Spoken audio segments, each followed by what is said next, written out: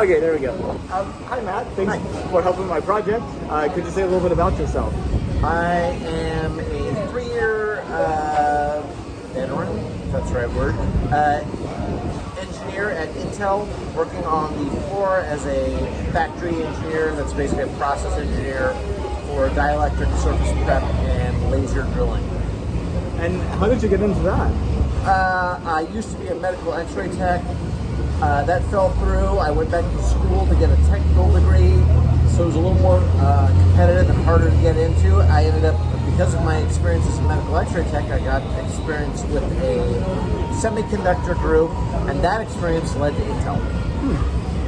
Well, did you know that NASA is planning to send astronauts to the moon in 2024 for the first time since 1972? No, I did not. What do you think about it? I think that's fine, and it's necessary to keep your skills up, but without a sustainable reason, if I can use that word, to do it, it's just a one-off stunt. In my estimation, in order for anything to be viable long-term, there has to be an economic reason for it.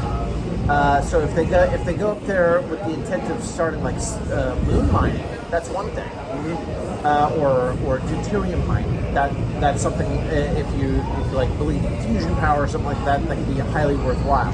If they're going up there just as a stunt, well, it's going to be a one-off. Well, they are talking about going to the moon to stay this time. Yeah, so they're definitely looking at a sustainability thing.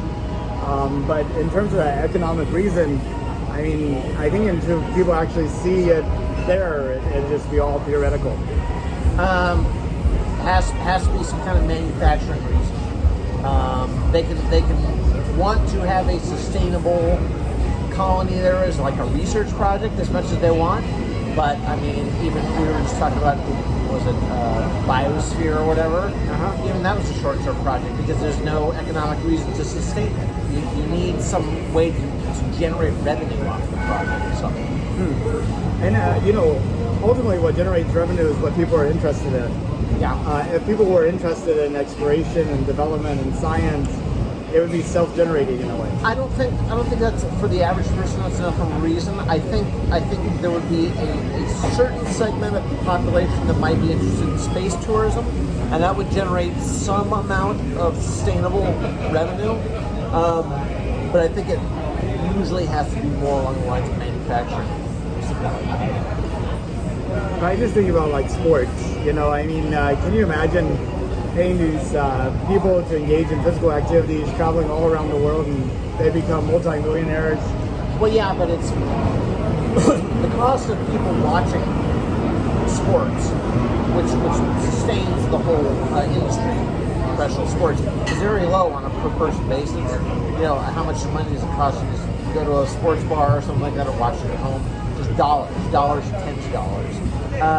But the amount of cost per person involved in going to the moon is still way higher than that. At least hundreds of thousands, if not millions of dollars per person. I just don't think there's enough people who would spend that amount of money for entertainment. No, absolutely. But I was just thinking about if the general public was like as engaged in scientific exploration as they are into sports, and they were like spectators of sports. That could be an spectators of avenue of science. monetization if you could get people to sign up for some kind of pay-per-view of lunar activities, something that can only go on the moon, lunar sports or something like that, basically. Then yeah, you can monetize it. And it wouldn't have to be that they're necessarily interested in the science, but some kind of cheap-ish sort of engagement in space entertainment, whatever that may be. I mean, like a reality TV show. People like have their favorite astronaut, and they're like, hey, reading their journal every day, and like.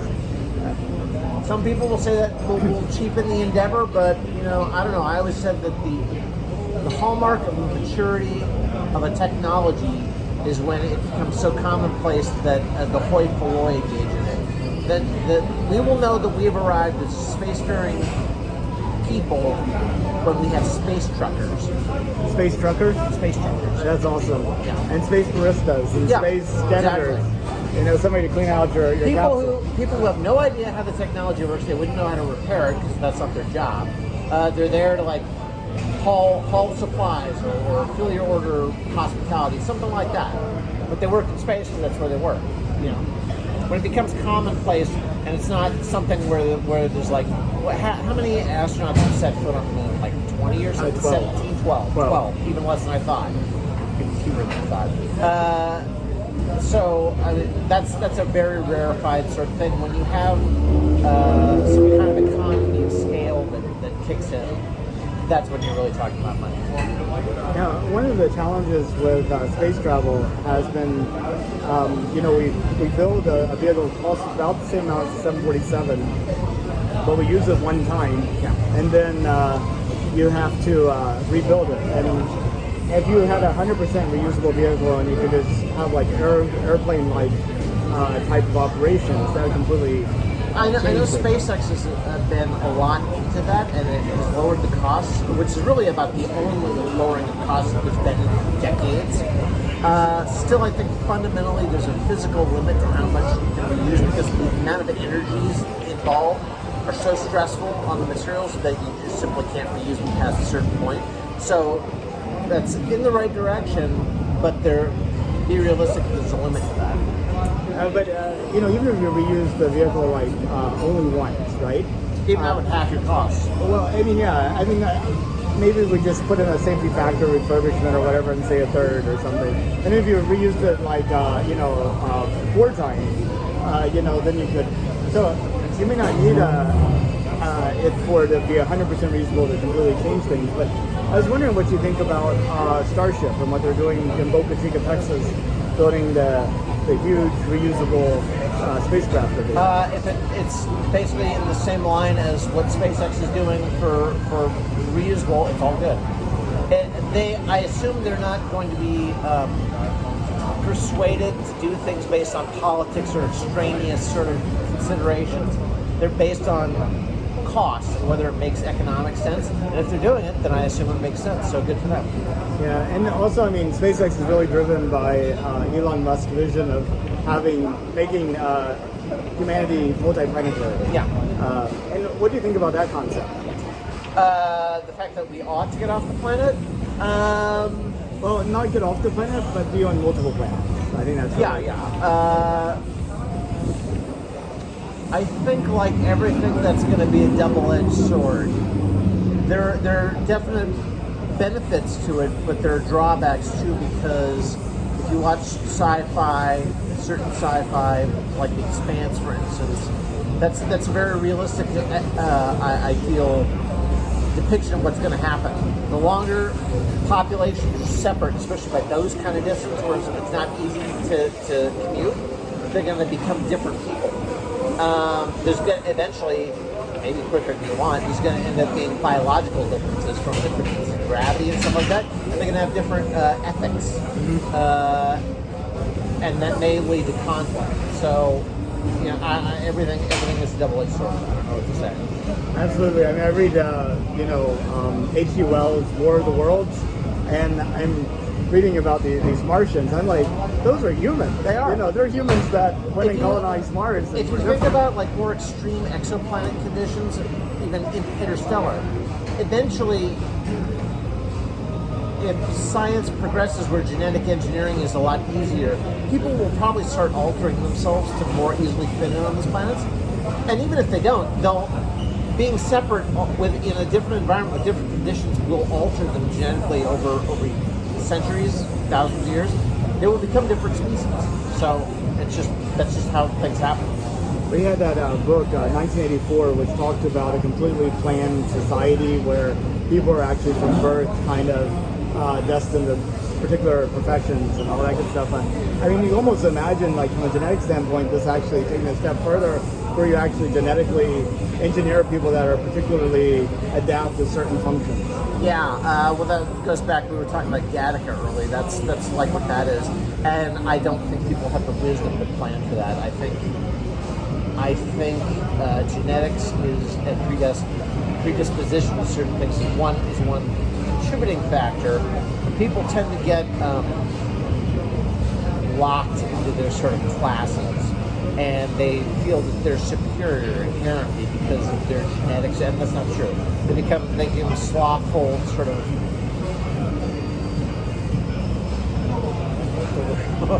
What term? Elitists, snobs, genetic snobs, basically, and that's not justified. Your way. Yeah, sure. Thank you. What about you? Still working on it? I'm done. All done. One more beer? None. Thank you. Yeah, it's kind of interesting. You see this actually play out in today, where you have people that are grown up in Western countries and they have a sense of entitlement. Like, there's certain things I expect to have in my life, and they don't maybe necessarily have kind of like the same impulse to work. Prosperity is responsible for a lot of that. Generations that grow up assume that whatever conditions are when they grew up will always prevail, that maintain itself throughout time, even if they don't do anything to maintain it. They don't work for it. Like, that's not true. It's been said by many other people, the base nature of humanity is pretty brutal, and it takes a lot of effort to get around that. And if you have a bunch of younger generations that are entitled, you're going to lose that, and we're seeing that already.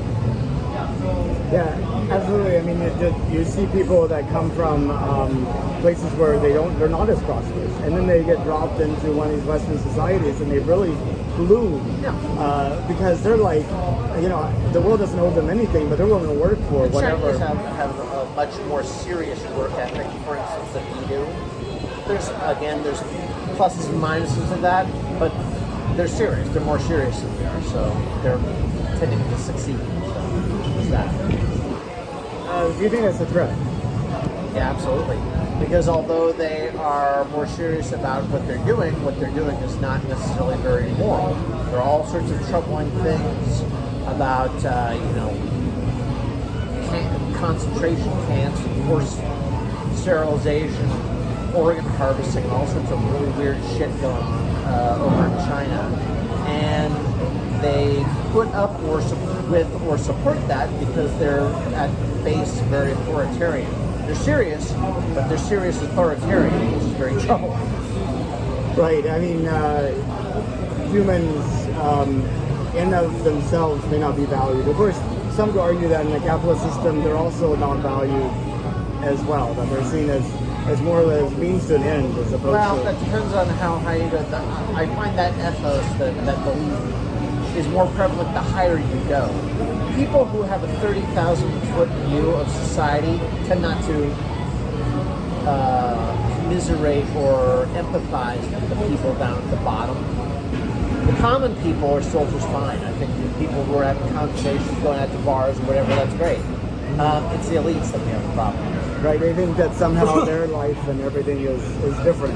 Well, this is prosperity. They get detached from reality. It's essentially the same problem as stars, sports stars, movie stars. They get success for some reason, and then either because of the money or the fame or whatever, people want to kind of glom onto them, and so they end up never being able to trust anyone around them. And so they remove themselves, and that isolates them. They become more and more detached. That's kind of the same problem with like economic elites. Bill Gates, there's certainly the money problem, but for him, more or less, and those like him, they're surrounded with yes men, and nobody will ever tell them what they're doing is morally wrong, or maybe they ought to reconsider it. They're a bunch of suck-ups. And so they end up coming up with this view that they think they can do no wrong, and they start spiraling off into insanity. And there's nobody, everything requires feedback, and they're not getting feedback. And so they're just becoming crazy. But that's also true in like all of society. It's almost like everybody who criticizes other people, they almost share that with everybody except for the one person that can actually do something about it. The person, you know what I'm saying? Yeah. Like at work, he always has a problem with this. You'll never hear that. People, I've noticed that a lot too. People love to, what's the right term? To externalize their problems and like demonize other people. everything would be fine except for this other group or something like that. And that makes it's very convenient because it pushes all your problems onto someone else, and it at the same time makes you feel good about yourself because you're not doing them. It's very poisonous. And that whole ideology is this sort of self-righteous bullshit that's fed into by platforms like social media, like Facebook, Twitter, and all that. Those are just outrage machines. They're just poison. They make you, by using them on a regular basis, you become a worse person. It's terrible. Yeah. And that's my opinion. No, I think that's always true. People need to. I mean, on one hand, it allows for people to stay in contact with a lot of people that they probably wouldn't. A lot of people rationalize it that way. Yeah. I only use this to stay in contact with my old high school friend. And yet, can you really engage in this kind of level of propaganda and not have it rub off on you? I don't think so. Yeah, I guess if you want to stay in contact with them, just call them up occasionally. Hey, how's it going, bud? Don't do that for you. Anyway, we're going afield. What about space? You seem to be talking about space. So if it was safe and affordable, would you go to space? If it was safe and affordable, would I go to space? Yeah. Absolutely. Like, how far would you go? Just to orbit, to the moon, immigrate to Mars? Well, I mean, it depends on how safe and how affordable. Some people say cost is no option. The only people who ever say that are in movies. In real life, cost is always an option. So, I could easily see saving up my life savings with $1 million or $2 million, and then being pretty confident that I was on my last couple of years of life and just blowing it all to go on a 2-year mission to space. I can see that. It's my money. I can do what I want with it. And that's really the adventure of a lifetime, isn't it? But in a real sense, I probably would want to spend 2 years in space. A month, 2 months, something like that. Enough time, and this is the problem. Everything's so far apart in space that you'd have to spend too much just to get anywhere. Well, you get to the moon in 3 days if you do it like That's Apollo. true. That's true. Okay, so the moon is the one exception, and that's probably good enough to replicate most other experiences. So yeah, I would definitely do that. Well, I kind of see this as being a time capsule for generations yet unborn. You know, I kind of imagine people on Mars looking at this to kind of get some insights into right before we take those next steps on the moon. Is there anything that you think would be worth capturing or sharing? For them, you mean future generations who are already like living on Mars or something like that? Because they have no idea what it's like to be in an open air bar with nothing. You know, they're in bubbles on the ground. They're wearing spacesuits all the time. All I can say is all your experience is local, and evolution is local. Whatever you are is a product of where you're living now, and that will influence you going forward. Other people have different environments; they develop differently, and humanity and all of life is just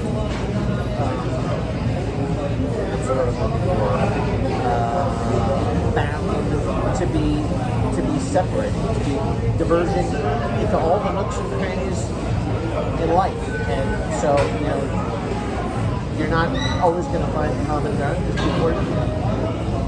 And you also see like some converging things happening too, with like international travel and migrations and mixing of cultures that have usually been separated and independent. They kind of have both Some of things that is happening. good and some of it is bad. As the recent pandemic has shown, traveling a whole bunch of people into high-density cities, maybe not the best idea. Right. But then people working from home, you know, rooftop solar power. Technology is doing that. So technology is tending to drive some people apart. I hope more of that happens because people ought to be, they get better when they're a bit more self-sufficient. When they own the systems that They rely on. Yeah, and when something is somebody else's problem, you tend not to take ownership of it, and you don't take it seriously. So, I mean, people getting their food from supermarkets and they're like, why do we waste all this land on farms? yeah, they don't seem to know where food comes from. Say again? Yeah, so doing good? Oh, I think we're done. I never done. Can we split the check? Yeah, you can split it. Okay. All right. Well, thank you so much for No problem.